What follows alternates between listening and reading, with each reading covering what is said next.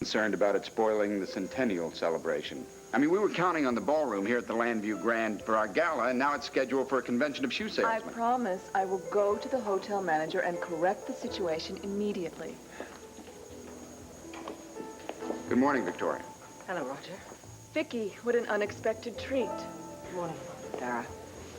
Your secretary said that you would be here. I think we have some things that we have to discuss. To be honest, Vicky, Roger and I were just about... Dara, don't you think you should go handle that problem, that scheduling problem with the hotel manager?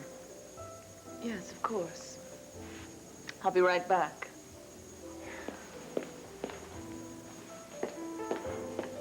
Victoria, before you say anything, I think I know why you're here.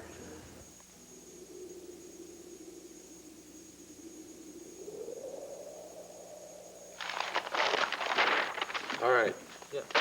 See that right there? Uh-huh. That used to be the old Arizona shooting gallery. That's right. Tear it down, along with the electric pony ride and the hot dog stand. All right, man.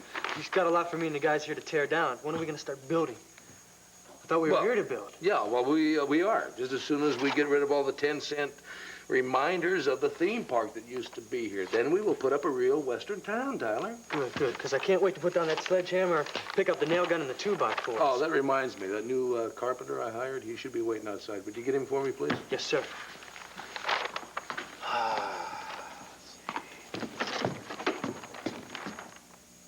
Hey, Clint. Clint, that new carpenter wouldn't be a woman, would he? Not the last time I looked. Why? Well, because there's a pretty young lady coming this way. Vicky. Howdy, partner. I hear tell you're looking for a hired hand.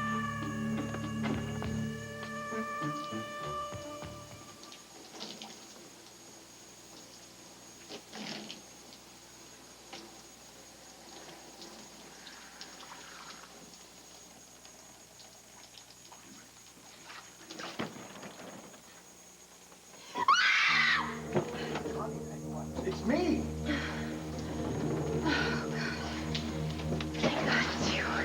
I didn't mean to scare you. It's just that after last night, I just can't keep my hands off. Just hold me, all right? Just hold me. What's wrong, baby? Here's what to do when you don't find the rainbows in this time. Here's where you go when it looks like the rain won't end. Don't cry. I'll give you tomorrow. Let me be the one to share it with. And each day that follows, 'cause we only have one life to live. Honey, I'm sorry. I didn't mean to startle you like that. No, I know. I feel ridiculous screaming that way. I mean, I should have known it was you. Well, yeah, I should hope so. Here. Just when I reached out and I felt your hand, it just made me flash back to all those times with Austin, you know, and the times that he found me alone. There was a time in the shower. Listen, sweetheart, look. Austin is dead. This is all my fault, trying to sneak up and surprise you like that. The last thing I ever want to do in my life is remind you of that part of your life.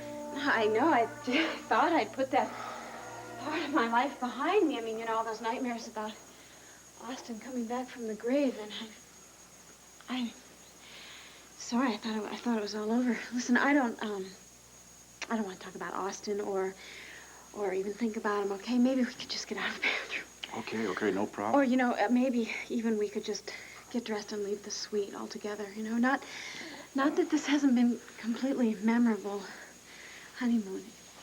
It's just I think might feel better the sooner I'm dressed tonight. Okay, look, your wish is my command, but the honeymoon is not over yet.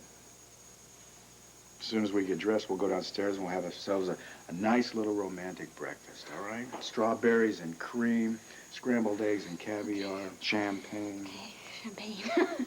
For breakfast? Yeah, we'll pour champagne on our pancakes if we want. We're celebrating now. There's no way I'm gonna let this celebration ever end.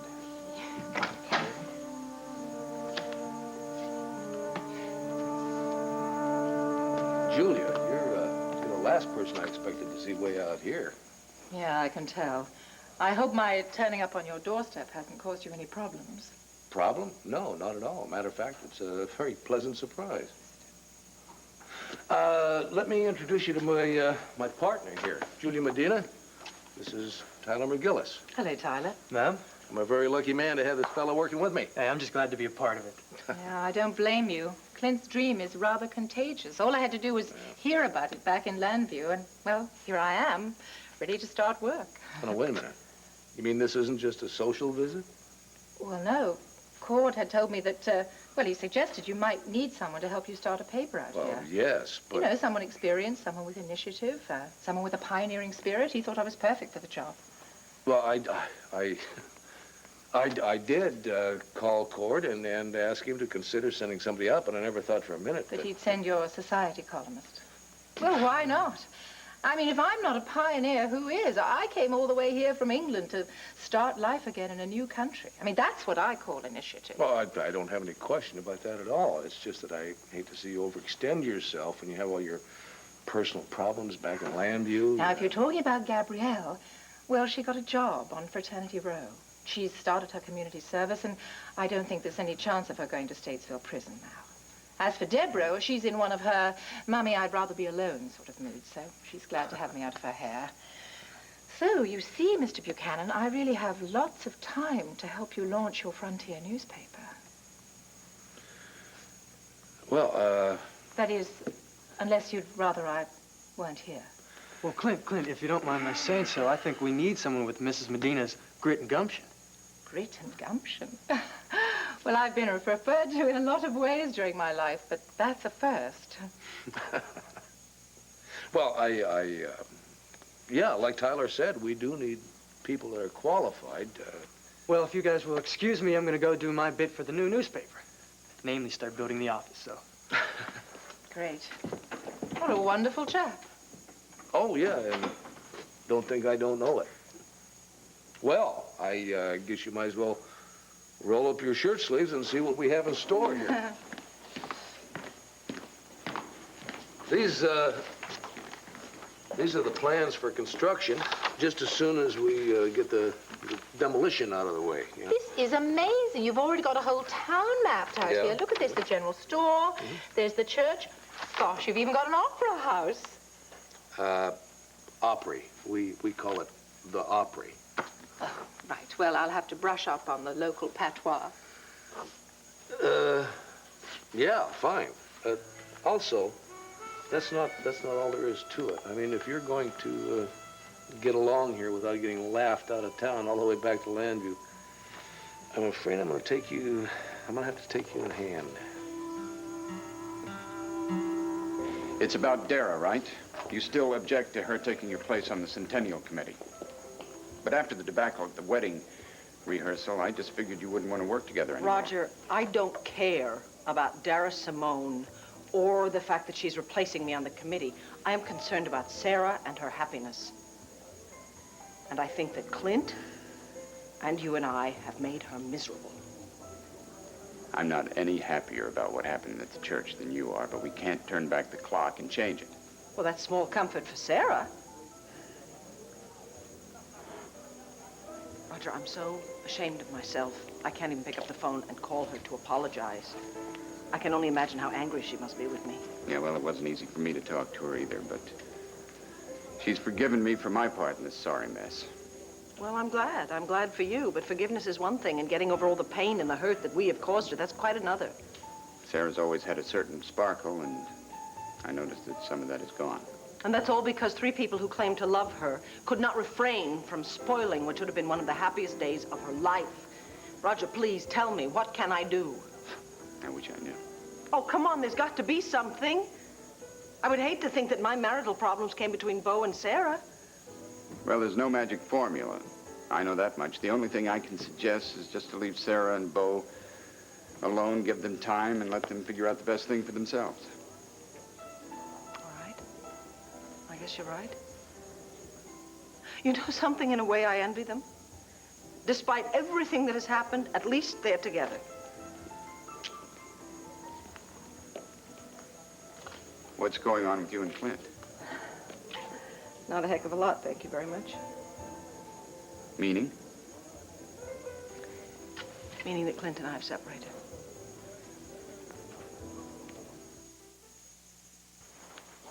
Brenda! Well, it's good to see you. Good to see you. I should apologize for the mess. I promised Alicia the day she arrived that I would have the ceiling replastered, and I'm only now getting to it. Well, you know, it's nice to know that you have to do repair work in a mansion. And I won't hold you up long and keep you. You would never hold me up. You're never a problem, especially when you bring my favorite guy. Hello, Stephen. Guess what? Got a little surprise for you. Come here. Come here. You see this pile of toys down here? They have been waiting just for you. You want to play with them? Yeah, I thought so. Come on. There you go. Look. Have a good time. Huh? Michael, I need to talk to you about something, a little business. I got a bank statement in the mail today about Stephen's fund, and you know what? There are a whole lot of zeros next to those numbers there. I told you I want to put him through college. Michael, he could buy a college with this fund. Brenda, it's hardly that much. What's the matter? Is Larry objecting? No, Larry hasn't objected to anything, probably because I haven't told him about it, and I'd forgotten about it until today, until this came in the mail. Well, there's no reason to involve it. Mr. Grant, my friends call me Raymond. Of course, at Harvard, they had other names for me. Well, it's a pleasure to meet you. My friends call me Michael. Michael. Oh, you were expecting my aide to stop by with some papers, but I prefer to speak for myself. And of course, if I had sent my aide, I would have missed the opportunity to meet Mrs. Grant.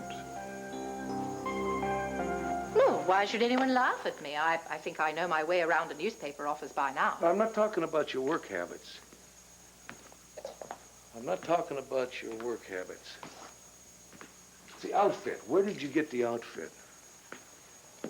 Is something wrong? It's a hat. What's wrong with my hat? My hat? Yeah. My hat. Clint, my hat. Excuse me, Don't worry. Needs a little tuning up. God. Just relax. Oh, yeah, that's much better. Better? You've absolutely ruined it. No, wait a second here. What? No, here, you got... it's the buttons. Just but relax. that's very- It's the buttons. Here. But There's too many buttons. excuse me, I don't... What are you doing? There. I feel positively vandalized. Well, no, I just want to help you blend in, you know, so you don't look like a $100 saddle on a $10 horse. I beg your pardon? Look at it like this. If I came to your townhouse in London dressed like this, wouldn't you try to make me over too? I suppose I would. Clint, I have a confession to make. I didn't just happen to turn up here. Clint has gone to Arizona. And I obviously am still here. Sorry, I'm having a hard time believing all this could happen so suddenly. Oh, it is hardly sudden, Roger. You, of all people, should know the tension that has existed between Clint and me for weeks, for months. And then after what happened at the wedding rehearsal, I take it you took the argument home with you. No, actually, we didn't. We ended it right there at the cathedral. Do you know that he wanted to sell Landfair? I refused. And then he refused to compromise about anything. All he could think about was his own anger and his need. Well, you couldn't get him to calm down and wait before making such a rash move? No, he did not want to be calmed down. He wanted to be obeyed. Our marriage could only work on his terms. That is exactly what he said to me. And since I refused to accept those terms, he said he was leaving without me. Sorry, I don't know what to say. I take that back. There is something. Now that Clint's made his decision, where does that leave us? You and me. We don't have that scrambled eggs and caviar. We can have just scrambled eggs and then some fresh grapefruit. Whoa, don't look now. I already saw them. Well, we might as well go over and say hello at least, huh? Morning, Vicky. Hi, Roger. Oh, what a nice surprise. All around. I can't tell you how happy I am to see you two together. Well, thanks, Vicky. And we both know what you must be going through right now. Clint told Bo that he was leaving for Arizona. I tried to talk him into staying, but he... Thank you for trying. I hate it that my problems have somehow become yours. But no longer. Well, Bo has promised me a very special breakfast, so if you'll excuse us. Okay, but if you need anything from me, Vicky, you don't hesitate, okay? Thank you. Okay. See. Well, they certainly look happy this morning. Thank God for that. I'm waiting for an answer, Victoria. Where do we stand? Roger, you are talking about an us as if there were an us.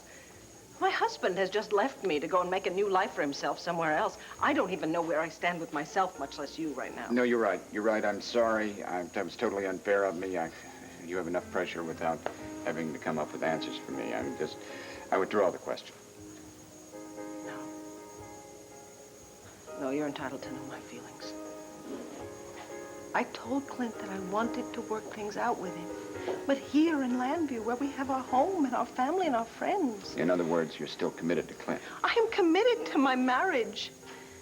It's a marriage that we both believed in, and I feel that I owe it to myself and to my children to be true to that marriage, and yet at the same time... No. You don't have to say any more. I understand your commitment to your marriage. And I still think that my instinct was right in replacing you with Dara on the committee. I mean, what with this separation, we couldn't possibly stay working together. Roger, I don't know how it happened, but I've made things worse. What happened? I tried to reason with the hotel manager, but I must have said something to offend the woman. She refuses to change the ballroom reservations.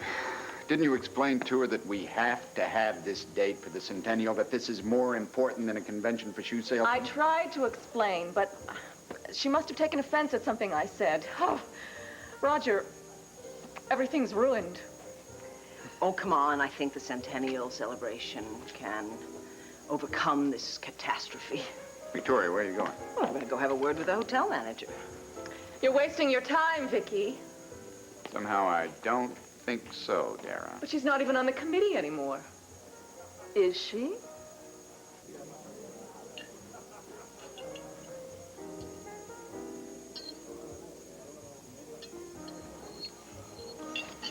Just in case you want to know, the meal was delicious. I'm sorry. I guess I'm just not that hungry after all. You don't have to apologize. I know what happened. I'm still thinking about the shower. I could kick myself for scaring you like that, honey. I really... No, Bo, it's not the shower or Austin or anything else from the past. I'm having a hard enough time dealing with the present. Vicky and Roger. I know it's tough for me to see him, too, especially since... Well, no, Just say it. No. Just say it, especially since Vicky and Clint have separated. Guess my dad didn't waste any time, did he? We don't know why they were together. Yeah, no, it could have been that centennial business. Oh, come on. Are you telling me you didn't sense the tension between them? Well, there was a little tension. Well, do you think that was because of the centennial celebration? Probably not. No, so there's only one conclusion. I guess, obviously, Clint was right. I guess something has been going on between Vicky and my father. I don't know. Maybe. It's a possibility. Maybe it's more than just a possibility, but they did seem a little guilty. I know. No, wait a minute. Wait. You know what we're doing? Yes. Hmm? Yes, I know what we're doing. Once again, we're letting ourselves get involved in this never-ending saga of Vicky, Clint, and Roger. That's exactly right. See, I see a little pattern developing here, and I think it's about time we put a stop to it. Just wish to God I knew how to do it. Well, I do. What? When Cord told me that you were looking for recruits for the new paper, I didn't wait to be asked. So you volunteered? What's wrong with that? No, I more than volunteered. I just sort of nagged him until he had no choice but to send me. Oh, I see. And poor Cord didn't have much chance against the willpower of Julia Medina, is that it? No, it was more than willpower. I had this intuitive sense that you needed someone. You needed someone here who knew all about what's going on. Someone to give you professional support, but also emotional support. I see. Well, if that was in any way presumptuous, or if you feel as though I'm an intruder, then, well, all you have to do is show me where the bus stop is to Phoenix. Well, as a matter of fact, it was presumptuous, and it is a bit of an intrusion. I see. Well, I suppose all I can say is I'm sorry. However,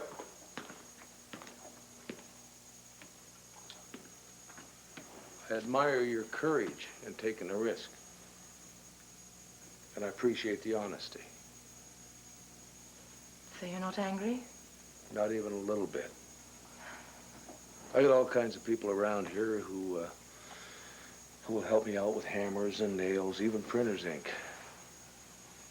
But none of them know about the problems I have with my marriage or what I'm going through.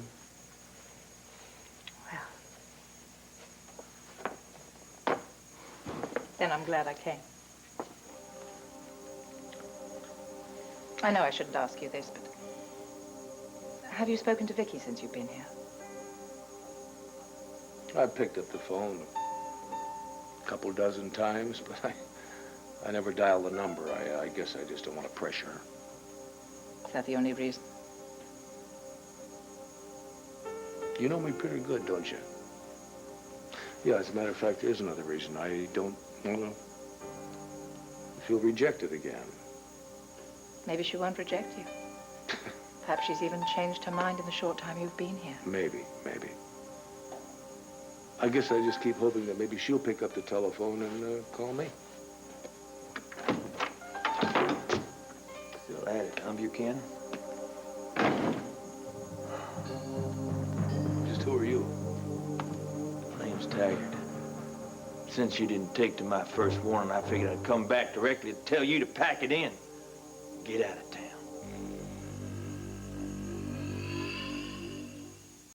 You flatter me, Your Highness, but this lovely lady is my friend, not my wife. Prince Raymond of Mendora, allow me to present Miss Brenda McGillis. Of Landview, Pennsylvania, formerly of Phoenix, Arizona.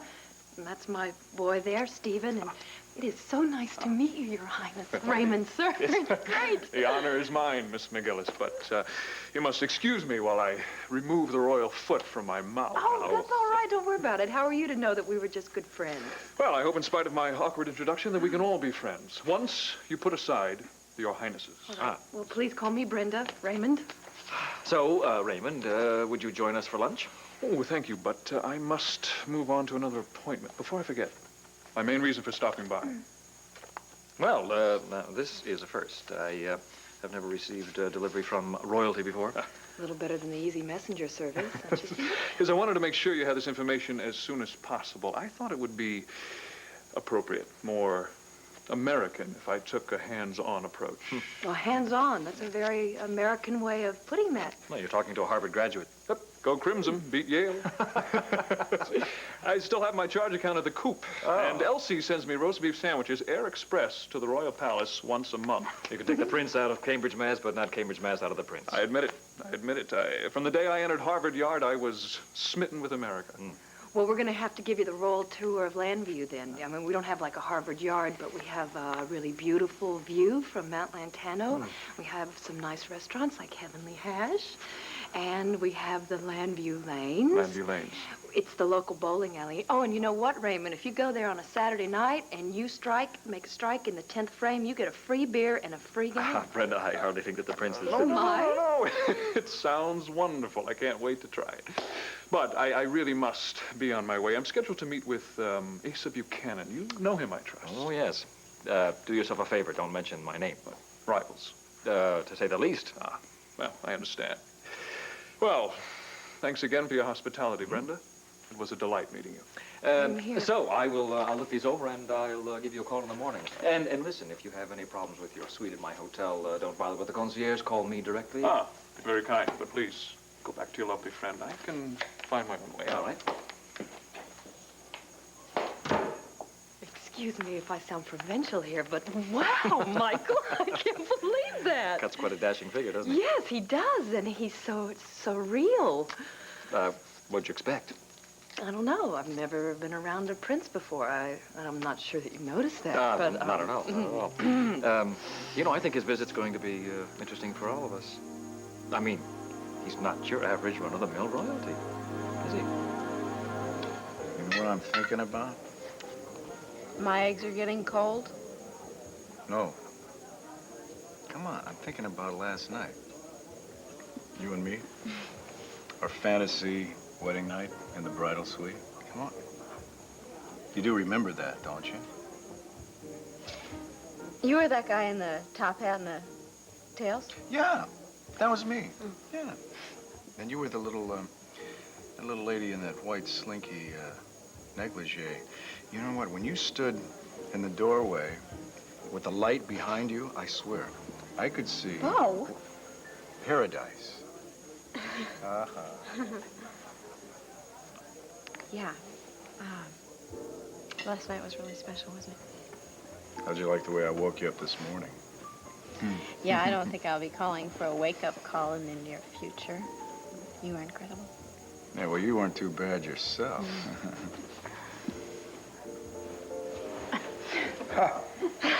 Isn't she beautiful? Oh. No, I'm serious. Isn't I think there's nothing wrong with the whole world knowing about that.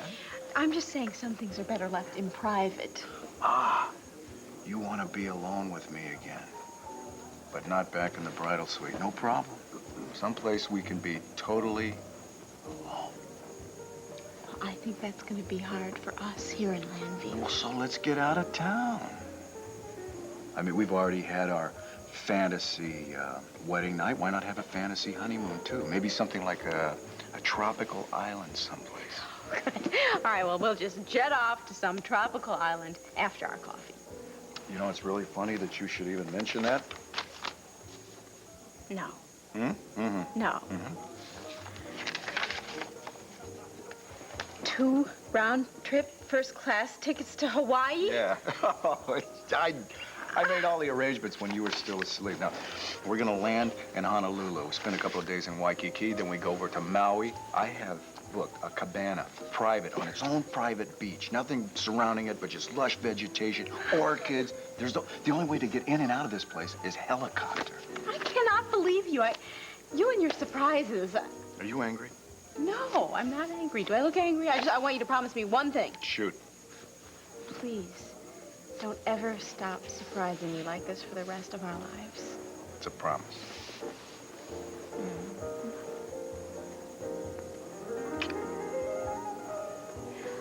Well, I think these tickets say that we leave this afternoon. That doesn't give us much time to pack. Well, no, but there's no hurry because I've already sent our luggage to the airport. This guy thinks of everything. Let's go. No, well, wait. There's one more thing. I'd like to make one phone call before we leave to Clint.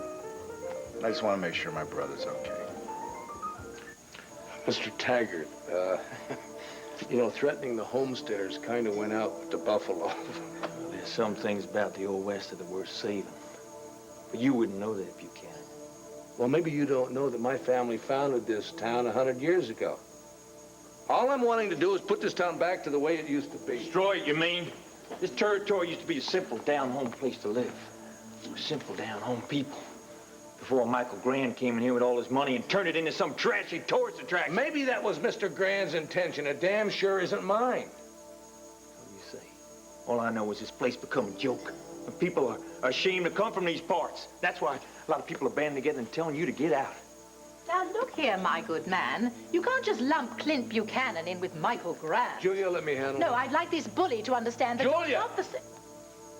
I'll talk for myself. Now, I understand your fears, but you have nothing to fear from me or what my plans for the town.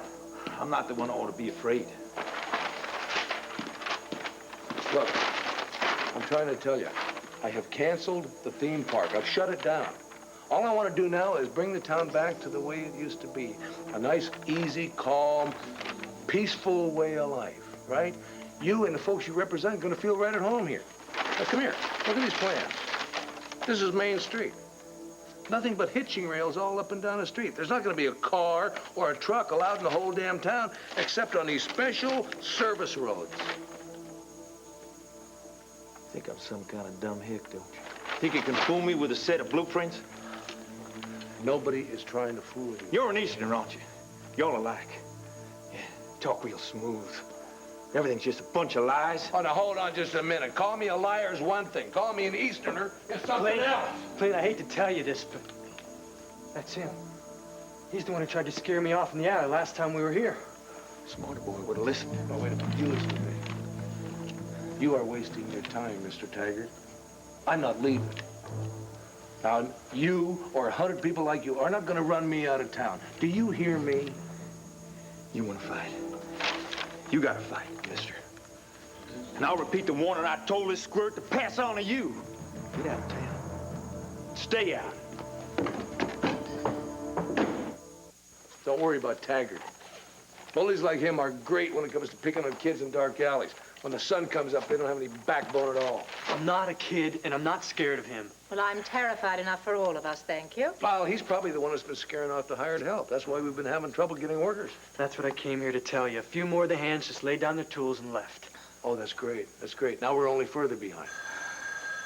If that's the cavalry, tell them to send reinforcements. We're not whipped yet. Yeah, Clem Buchanan. Bo, it's great to hear your voice. What do you mean, how are things going? Things are going great. They couldn't be better. Well, that's one problem solved. What, you spoke to the hotel manager? Such a belligerent, arrogant woman. Frankly, I found her quite reasonable. You did? What happened? I simply suggested that she place a call to the chairperson of the shoe salesmen's convention. And we had a very pleasant conference call. The end result is that they're going to hold their convention the following weekend, so the Landview Grand Ballroom is ours for the centennial celebration. Victoria Buchanan to the rescue. Again. She's amazing, isn't she, Dara? I have to admit it, Vicki. You do have the touch. Oh, well, thank you very much. But actually, there are a lot of details that need to be worked out, and I told her that she could count on your cooperation. In fact, I said that you were the scheduling expert, so... You told her that? Mm-hmm. Well, then I guess I ought to go and attend to those details, shouldn't I? We don't want some hotel functionary thinking she can push us around. Dara, one little thing. She's very insecure. It's a new job for her. So I think a little diplomacy would go a long way. I understand. I don't know how you do it, but you always do. Oh, come on, it was a phone call, that's all. No, I don't mean just the way you handled the hotel manager. You also smoothed Dara's feathers. That amazing is a mild word. Roger, it's not as if I brought about world peace. Well, I don't know. I mean, you know, getting on Dara's good side may be just as great an achievement. I wish other problems could be solved just that easily. Listen, I know I have a vested interest in your personal life, so if you want me to butt out, just tell me. Would it stop you? Would you want it to? Go on, what are you going to say? Well, it's just that sometimes we all work too hard at fixing and fine-tuning our lives. People always say marriage takes work, but what does that really mean? I guess it means that marriage isn't always easy. No, not always, but love should come easily. It should make you feel good and relaxed and happy. Most of all, it should make you feel true to the truest part of yourself. If it doesn't, if it requires too much effort, then maybe... I think this is where I tell you to butt out. No, I'm not telling you to give up on Clint. You've already said that you're committed to him. So I'm not going to try to argue you out of it. I may not like it, but I'm not going to argue. My main concern is you right now, and what's best for you. I saw how you came to life when you went to work on that hotel manager. You were in your element.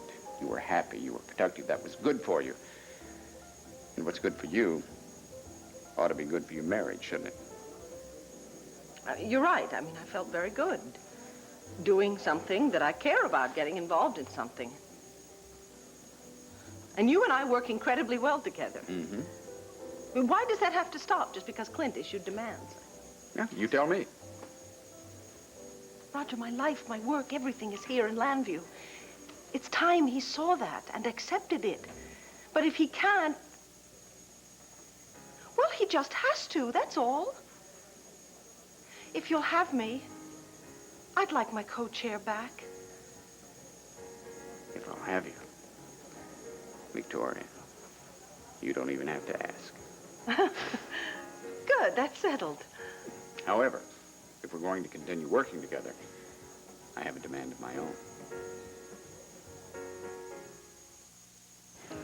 Rule number 1. We have to forget all the pain and confusion that's been causing everybody so much unhappiness, including us, and concentrate on what we do best. And what is that, Mr. Co-chairperson? You've got it. Our incomparable teamwork, and that's not just my opinion, you understand. Everyone thinks that the Centennial is going to be a triumph because of our combined talents and dedication. Oh, is that what everyone thinks, huh? Well, if you don't believe me, just ask Dara. I'll take your word for it. All right, then. Rule number 2. We have to start enjoying our success, and we want to replace the tears with laughter. Well, I could sure live with that. Can you? I mean, you've said that my presence makes it so difficult for you. Well, yeah, well, it has, but that's when we were thrashing around for instant answers. As of right now, no more thrashing. All right, rule number 3 is no more thrashing. Not even a twitch. I want to remember all the good times we've shared. Even if they end tomorrow and you go off to Arizona and out of my life for good. Roger, I can't even imagine being out of your life for good. Not as long as we share a daughter. If nothing else, we will always have Megan. If nothing else. So, we're agreed to make every moment count? Every moment.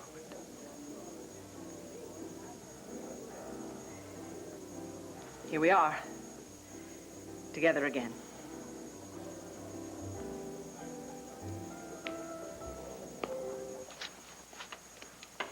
Everything all right at home? Oh, yeah, fine. Couldn't be better. Bo and Sarah are not going to let the marriage postponement mess them up. They are going to have a pre-honeymoon honeymoon in Hawaii. Your brother sure knows how to live. So does his brother. Yeah, well, I just wish I hadn't told him about having trouble hiring help. You were just trying to be honest, Clint. Yes, I know. I just don't want him to worry about me when he should be having a good time with Sarah. Thank God I didn't tell him about Taggart. He would have dropped Hawaii completely and come out here to help me. Clint, if you don't mind my saying so, we could use him. I think Tyler's right. I mean, if you can't turn to your own brother... That's the point. I can't right now. Not now. I've imposed on him and Sarah enough. I've put them through enough. I just can't be interfering with their life anymore. Well, it's understandable, but if you don't have the help you need... I'll get it. Meanwhile, I've got a beautiful team right here, don't I? Right. I mean, you, Tyler. Right. And just let him try and stop us. There you go. Right? Squirt. Clint all right? Yeah, so he says, but there's something in his voice. Now, I know my brother well enough to know when he's keeping something from me. I think he misses his family, misses Vicky and the kids, everybody. Honey, maybe there's something we can do. Look, I don't want you feeling responsible just because we saw Vicky with your dad. Look, I do feel responsible. And I want Clint to know that I've forgiven him for everything that happened at the wedding rehearsal. Okay, so on the way back from Hawaii, maybe we can... No, listen, I don't want to wait that long, all right? Why can't we stop at Buchanan City on our way to Hawaii? No, honey, you don't have to. I want to, please. I mean, it's not that expensive to change our tickets, is it? No, not really. What, are you sure? Yeah, I'm positive. You know, at least if we're not going to get involved in Clint and Vicky and Dad's affairs, I want Clint to know that I love him, that I think of him as family. You understand that, don't you? Understand? I don't know if I've asked you this before or not, but will you marry me?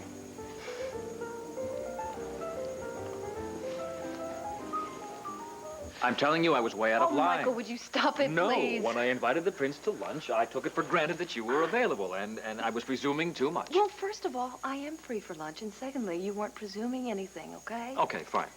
Why don't I invite my investment counselor to lunch, then? We can begin to discuss Stephen's financial strategies. You hear that, honey? You're not even out of diapers yet, and you have a financial strategy. You're never too young to start investing. Well, I'm going to leave that up to you, all right? I mean, as long as you don't mind just having lunch with the two of us here. Is that okay? That sounds great to me. All right, let me get this little fella back in his stroller. Okay. Come here, baby. Come on, let's go have some lunch. Okay? Ooh. You hungry? Oh, you hungry, Pumpkin? Yeah. You want to get in there and fix up some lunch? Huh? Okay, we'll follow you into the kitchen. No, you're not going to do any cooking. Oh, come on. I can make a soup and sandwich along with the best of them. In fact, I am a great cook, and you are in for a tremendous surprise. Really? Brenda, watch out!